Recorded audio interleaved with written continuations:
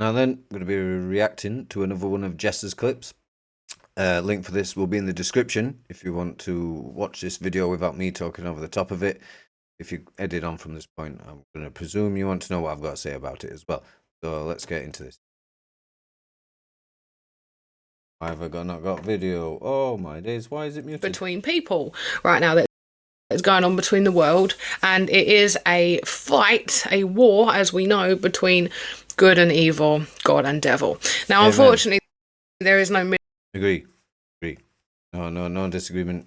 Middle ground. I think a lot of us would thrive on the idea of a middle ground. I can delve into this, but I can still be a follower of Jesus. Yeah, there is no grey area. This is the conclusion that I've come to anyway when I, this past Christmas, when I recently came to Christ, that we are presented options and there's God's choice and the enemy's choice. There's only two choices. We're either choosing God or not. There's no grey area. So make of it what you will. We can all be, if you're atheist, you can be angry about it all you like. We can't, nothing I can do about it. I didn't make these rules. Just so I understand them now. Especially when you're in the world like this, sometimes it can be a lot easier not to be following Jesus. Sometimes it feels like you're swimming against. Yeah, I mean, I understand sort of, because when I came to Christ, I felt like Neo when he comes out of the Matrix. He realizes this big battle of good versus evil occurring before him, and so now I understand. I believe his name is Sylar. I've completely forgetting his name now. The character that wants to go back into the Matrix. I mean, I kind of feel like if I went back to being atheist now and pretending that things didn't happen to me that they did, I would be lying to myself. So I could never actually do that. I can't be pushed back towards the atheist point of view. But I do still understand in some way how life's more simple, I would say. Life is better now that I'm Christian, but it is more complicated because I am very aware that I'm being watched at all times by God, and the enemy want to trick me in temptation or catch me sinning at any opportunity. And I understand that, but I could go. I personally cannot foresee how I could go back though to not following Christ. I understand the consequences too much to be able to go that direction. I'm not saying Jess is saying that at all. I'm only a minute or so into a video, I think, but yeah, I personally can't get back to that. It would be easy to be a Christian. You know what I mean? Not really. I understand the motivation. It seems more simple to just think that it's all just random and we can do as we like and there's no scoreboard. But I'd be lying to myself. The flow. I understand that everybody wants there to be a middle ground. Unfortunately, there is not. So we're going to get into it. Luke 12:52 and Matthew 10:30. Yeah, I appreciate this. Not so well versed with the Bible. I do intend to become more versed with it, so it's good when people use verses that I then can relate to. 5. Both of those talk about the Great Divide. So both of those passages in the Bible talk about God, or Jesus, so to speak. Jesus comes to create a divide. Okay, so yes, while he comes to bring the truth and bring love and bring restoration, he also came to bring a separation. So these, Luke 12:52.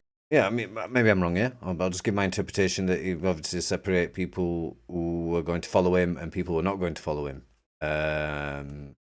Essentially, and the people that follow him are then those that can commune with God, gain a closer relationship with God. That's what I'm going to presume this is. I don't know. Not an expert. These Bible verses quite literally say, family members will be turning on family members. I have come to divide fathers and mothers and friends and whatever. He has come to create a divide. Many of you may have noticed this. Many of you may have found yourselves being pulled away from people that have been in your life for years. Yes. I mean, I'm anonymous, so I couldn't really get into it anyway. And not only that, I know now as a Christian to not gossip. But that has certainly occurred. And you're noticing a clash in morality, perhaps, a clash in the way that you live your lives as well. So it can be hard, especially when you're going through this. It's difficult. Yeah, I mean, I've just noticed that me becoming Christian seems to have pissed some people off, which I find is a bit weird. Like, why has it made you so angry? Like, when I've took up other things in the past, like say kickboxing, or when I've run half marathon and things, they haven't annoyed people. All of a sudden, me becoming Christian has really got some people pissed off, and I find it a bit odd. And even some sort of people felt free to ridicule. I mean, I would say that that's people with a higher amount of demonic oppression, thus being susceptible to them, like mocking spirits and things like that. I kind of understood why it was occurring, but even to other people, if I described it was happening, they would think that this is weird. Why are they so outraged that you are Christian? And it's difficult to sustain it. Sometimes it can feel like it's you. Sometimes it can feel like, everybody's just coming away from you because you're not all that nice. Well, that's untrue. Talk about both sides firstly. So the devil, Satan, the enemy, the dark side, whatever you want to call it, that is where everything in the world is going on. Okay, so that is where everybody is sleeping around. Everybody is doing everything they can to be materialistically wealthy. People are treading on each other to get to the top. There's a very Yep, agreed so far. I'm not going to add anything in yet. Narcissistic vibe element going on in the world right now. It is all for self. Okay, so that's that side of things. Practices of the devil. That's all his engagement. Everybody, even the atheists, whether they like it or not, they are living by "do what thou wilt." They are living by the satanic motto. I mean, they'll argue that they're not going around and doing some of these abhorrent things like Epstein and stuff, but potato. If you're still just doing what you want, you're still on Satan's path. Yeah, you're not as like doing acts which are as evil as like what the Satanists are. Still not on God's path. And on that side, on this side, you have the selfless people, the people that love, the people that care, the people that are here to help. And yeah, that's what happened to me at Christmas as well. I sort of I had that flip where I was like, quite ego driven. I mean that had obviously receded the more I came close to God, but then like at Christmas, it whip and flipped, and then all of a sudden I was like more concerned for other people, like.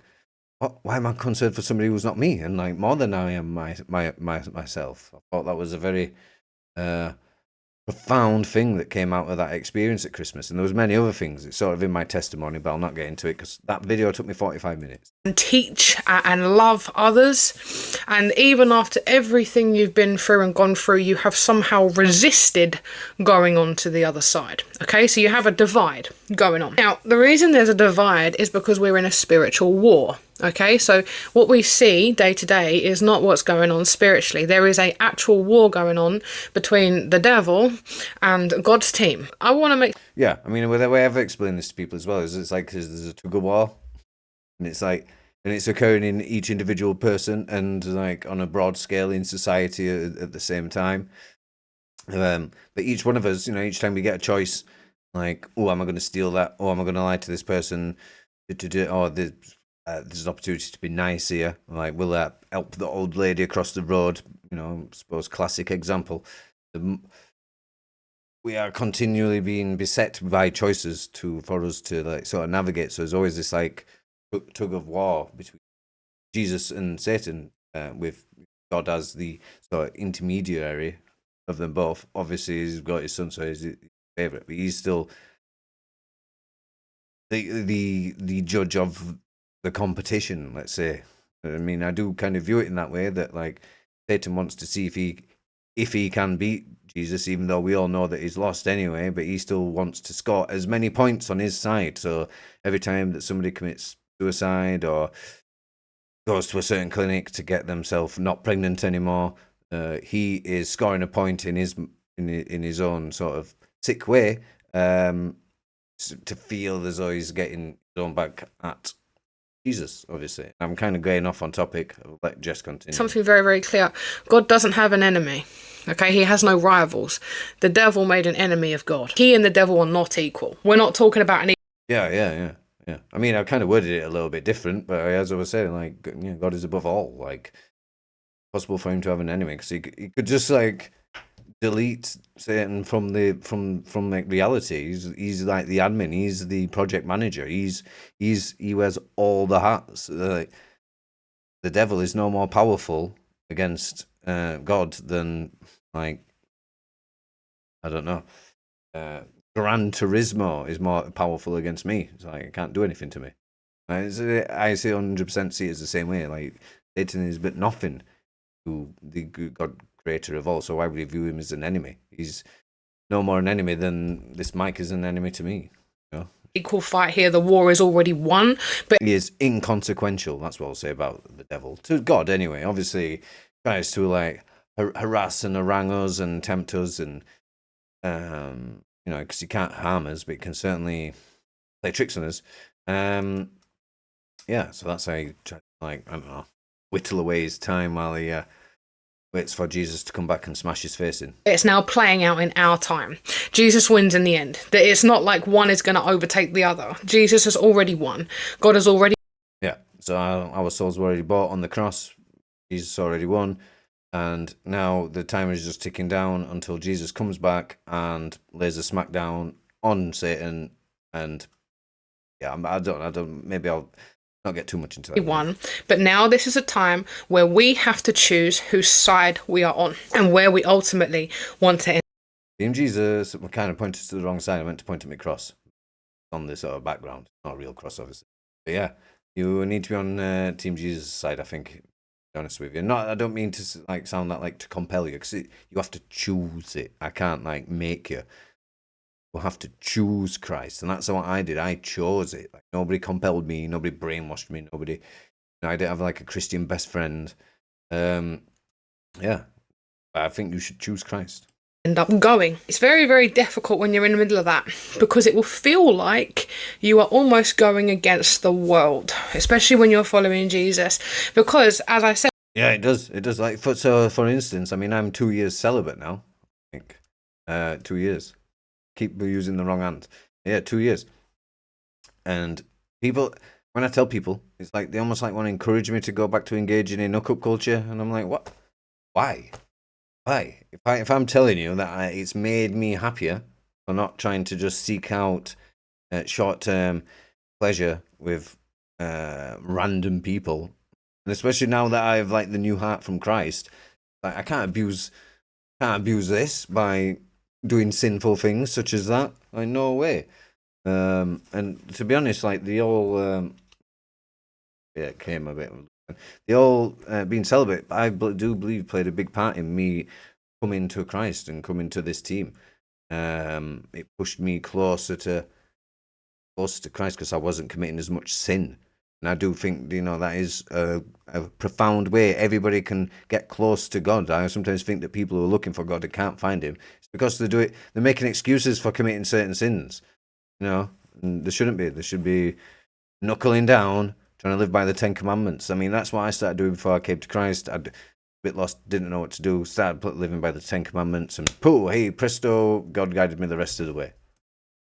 Everybody is out here sleeping around. You're not doing that. You know, it's very hard, especially when you've got things like She followed it up, the exact thing. I was about the first thing I even volunteered to say. There's I don't do that, and I'm 2 years celibate now. To be honest, I'll be aiming to keep that going until I get married. Tinder and Bumble and Swipes. So if you want to see if I like renege on that, then subscribe to the channel and try and catch me out. Swipe and oh, I just want to see somebody for the night, and you know, people are engaging in online content and things like that. It can feel like there's something. And that's another thing I stopped watching pornography as well. I mean, that was quite a while before, but I had sort of realized that pornography wasn't really like very good for me. And then especially when like this scientific concept that like when you orgasm, you try to bond with the person that you're with. So if you're masturbating on your own, you bond with yourself, and you can't really do that. So it's like misplaced chemistry, misplaced oxytocin or whatever. Yeah, there's just so many reasons not to watch porn, and then like also to engage in hookup culture. Something wrong with you for not doing the same thing everybody else is doing. Some people are heavily reliant on alcohol or other things rather than God, and again, a lot of the times. Luckily, sorry, I can say I've never been reliant on alcohol. I must have had a period where I was, and then I started getting a bit of a pot belly, so I stopped. Some of you will be uninvited from a lot of places. Uninvited. You don't drink. You're not out here doing craziness. You're not going to go home in some random guy or girl's car. So you won't be invited. All of a sudden, you will reflect to people what they should not be doing. And it's not really a case of shouldn't be. Yeah, no, I haven't done that quite yet. Maybe if somebody asks my opinion, I will then tell them to not do certain things. But at the minute, I'm trying not to be the preacher Christian that says like, "Oh, you shouldn't do that." I mean, I will admit I did tell a loved one, a family member, to not buy scratch cards, and that's maybe like the one time I've done it. And even then, I felt like, "Did I really send that message?" And if you're wondering why I've said that, because when we buy scratch cards and things like that, we're trusting in a different power that isn't God. So we welcome in and we give the enemy a foothold to manipulate our lives a bit more, pull our emotions, pull somebody else's emotions that is in maybe a relationship with us. So it goes into like the same thing as horoscopes and like going to see a medium. It's all these like ways of looking for answers about the future that aren't God. That's what you're doing when you're buying a scratch card. I would say less harmful than playing with Ouija boards and seeing a medium, these kind of things. But still, it's in that same category of sin, I would say.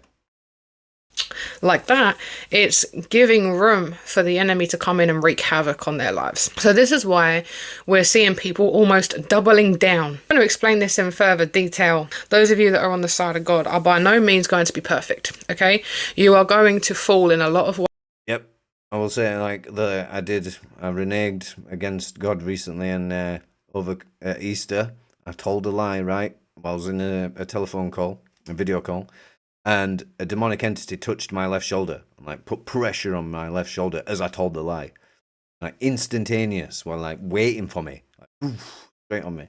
And then just to put people at ease, after the phone call done, and my emotions were being pushed around, I was like super angry with myself for lying, angry with being asked that question by that individual, which was misplaced. But you know, the demonic entities are like pushing my emotions all of a sudden, so I can feel how angry my face is, like muscles I don't use now because I'm never in an angry state now that I'm with Jesus. But I could feel how angry I was, and then after that subsides, I'm like upset. I'm like upset that I lied to them. I'm upset with myself that I've sinned, and then I'm upset that I've like let Jesus down, and I'm like I almost want to cry, and I'm like, hold on a minute, why are my emotions being pushed around so much? So then prayed to Jesus and apologized to him that I shouldn't have told that lie, and asked him to cast out any of the demonic spirits. I acknowledge that, you know, just Satan. I think that if we ask him to dispel Satan, then anybody who's lower down that tree from the big man himself,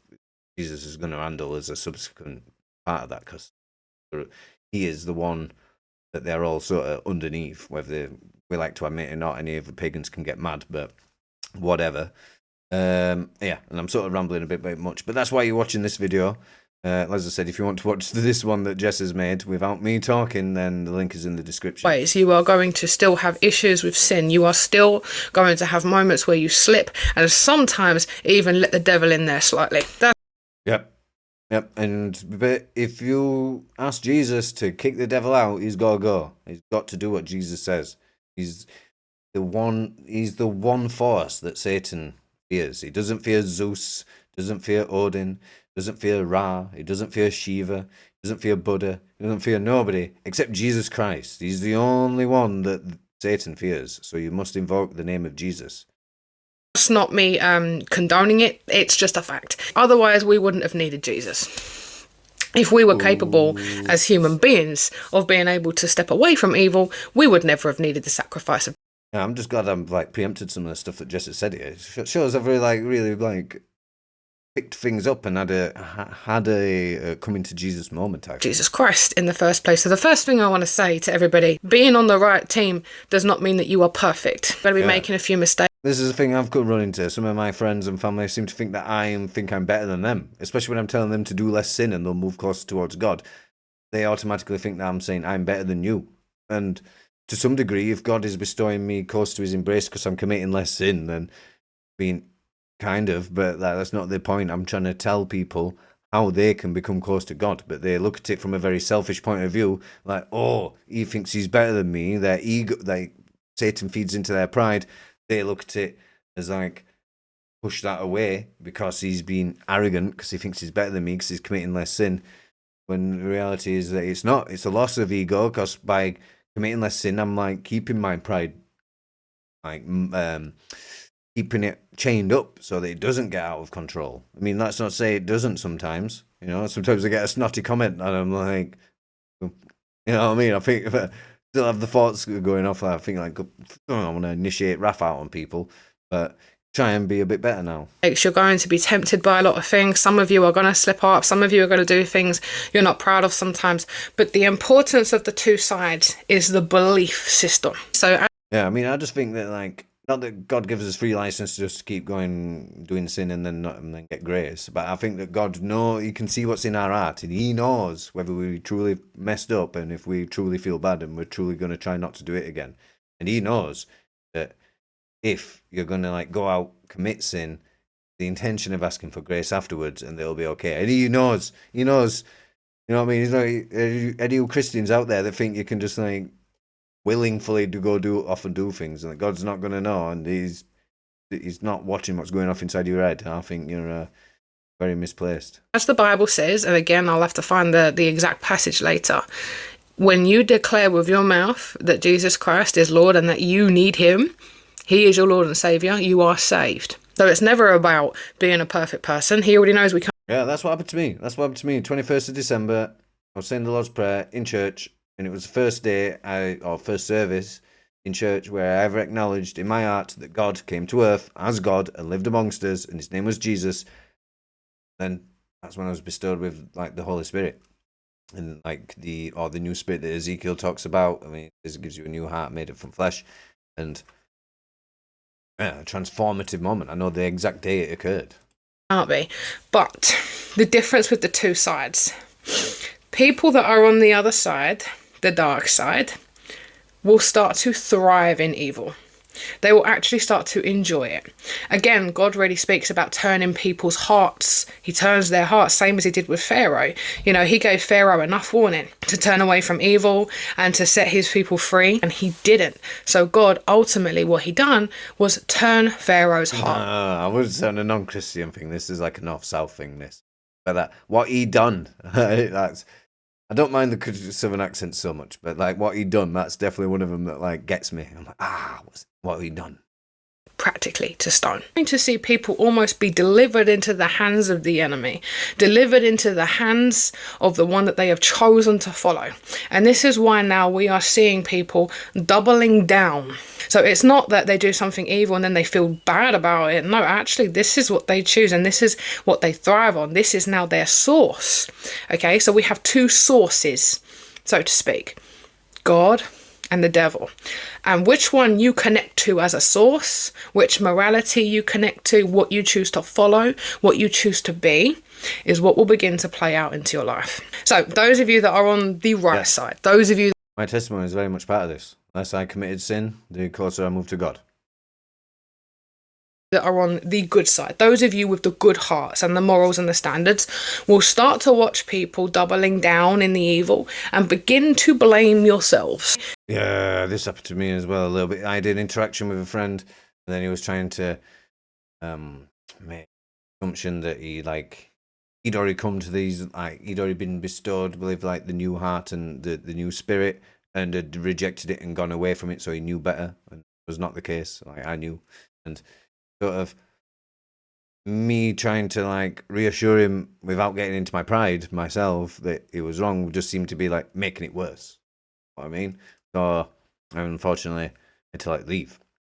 But I noticed then, I've thought to myself, did I push him further away? In trying to take it upon myself to bring him closer, what I'd actually done is moved him further away by accident. And then I felt bad because I'm like, oh no, how am I going to make him now double down on things? And unfortunately, there was an incident. I do know there was a slight bit of gossip going off, so that I do know that he did do the stuff that Jesus would tell him not to do, thus subsequently proved my point that he had never been given the new spirit that Ezekiel talks about. So yeah, I have that's a hyper-specific example of this, but I have noticed that it seems like they have to come to you, if you know what I mean. Like you can't sort of like you can't evangelize too much at them. You know what I mean? They kind of need to talk to you more than you want to talk to them, if you know what I mean. If in the instances where I kind of felt like God's sent me to go to talk to people, it's usually I've become like a blunt force object, if you know what I mean, a blunt force instrument coming in, telling them how reality works, and they've like seen it as being confrontational rather than reassuring. But it's hard when you come to the stark realization that Christ is the way, the truth, and the life. I've messed that up, I think. It's hard not to be so overzealous and to be like, oh my, I need to tell you this. I need to tell you this. I can help save your soul. Then people obviously find that's patronizing. And yeah, I'm getting off on way off a tangent here. We'll get back to Jess. This is very, very classic of the enemy, and this is how the enemy is going to try and drag you into the other side. So when you start to see this level of evil playing out, those of you with good morals and a good heart, it is very natural for you guys to look at yourself and go, maybe it's me. Maybe there's something I did wrong. Yeah, I think that, not so much now, but definitely in January, straight after the 2-week period where I was transformed by the Holy Spirit, there was an inclination where I wondered if I was going about things wrong. And there was I think there was, like I say, a certain few things that did go wrong. But I think that, God comforted me afterwards that he knew that I was young in my journey and going to make mistakes at such a early stage, just like learning to play a computer game. You press the wrong button at the wrong time, initiate the wrong thing, and you're like, but oh no, that's not what I wanted to happen. And it's easy to blame ourselves, but we have to just sort of know that we are right, even if we mess up getting our message across sometimes, that we still have the correct argument, even if we're wrong. If I say the blue is, I don't know, I'm not going to use that example. But people who are practicing evil, people that are in evil, are not asking those questions. Okay, so it's very similar to the question of when people say, am I a narcissist? If you ask that question, you already aren't. Because people with evil tendencies, people that choose the side of evil, have also given up the ability. Yeah, I mean, I don't think I was ever a full-blown narcissist, but I definitely had an ego problem. It would manifest at certain times. It wasn't like on all the time, so it wasn't like I was being ego-driven with everybody. If somebody started initiating it and trying to like prove that they were better than me, then it would make mine manifest, and I'd want to be able to like one up them back, if you know what I mean. So like Tommy Toppers, like don't have any time for them. I'd always like end up trying to top the Tommy Topper, but not like somebody who's not a Tommy Topper. You know what I mean? To self-reflect, because if you're going to self-reflect, that means that you care about how you impact others. Otherwise, you'll just be out here doing what you want to do. Okay, so if you ever sit here wondering if you're a terrible person, if you're a narcissist, I can already tell you, no, you're not. Have you made mistakes? Probably. Have you gone down the wrong road at some point? Absolutely. Have you sinned? Without a doubt. But the real test of the matter here is self-reflection, or as God would call it, repentance. They have no interest in that. They don't care about that. They don't care about reflecting on themselves to change or to be better people. No, they want to get to the top. They will tread on whoever gets in their way, and they will destroy. Another one of the ways. Yeah, it's true. It's true. People will seemingly not reflect, and they will just continue on their path forward, thinking that it doesn't matter because it's away from the people that they have just hurt. But unfortunately, at the end of time, when they're going through the sorting up on at the end of the pearly gates and get up there for sorting, they're going to know that all these choices that they made when they hurt people, it's gonna the bill is gonna be due. Even if you've like lived a brilliant life and you're going, you're gonna be allowed into heaven, God's still gonna make us look at our mistakes and how we hurt each other. So these people that just keep going through life that direction, yeah, it's not going to be a fun experience for them. But I'm going to leave this video here anyway. The link for it will be in the description if you want to see what the rest of what Jess has had to say. I mean, I've done the majority of it talking here. I don't want to cannibalize the views. So yeah, I'll see you in the next video. Toodaloo.